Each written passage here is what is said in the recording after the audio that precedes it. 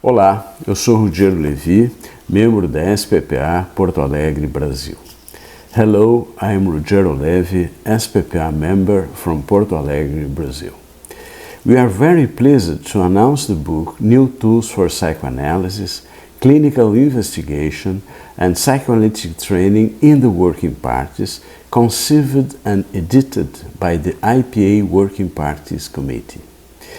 The IPA in 2016 created the IPA Working Parties Committee with the aim of stimulating the scientific production of the working parties from their findings in their clinical workshops, because we understand that these clinical research groups are very rich tools for the scientific development of psychoanalysis.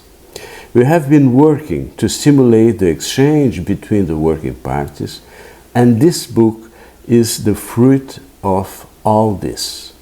We want to thank the IPA, the regional federations, and especially the working party groups that joined our project.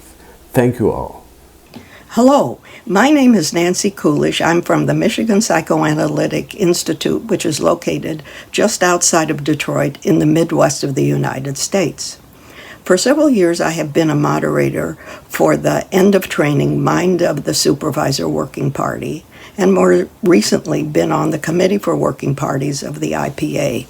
As one of the editors for the forthcoming book the committee is putting out on the working parties, I've had the opportunity to become acquainted with all of the working parties from across the world. I have found reading these different chapters so informative and interesting in learning about how the different working parties approach understanding and researching the psychoanalytic process and the unconscious process in an individual and in the groups themselves. I'm sure the readers of the book will find it as interesting and intriguing as I did. Thank you. Bonjour, je suis Bernard Reit de la Société Suisse de Psychanalyse. Hello, I am Bernard Reith from the Swiss Society of Psychoanalysis.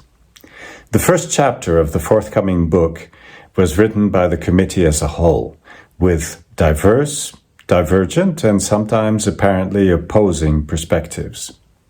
Together with Marie Rudden from APSA, we worked to weave this into one meaningful narrative. Our committee did not just want to stitch together the various perspectives as in a patchwork, but we wanted to try to detect the common themes, the underlying fabric of how we think today about dialogue and exploration in psychoanalysis. We think it worked. In any case, it was a stimulating and rewarding adventure, which we really look forward to sharing with you.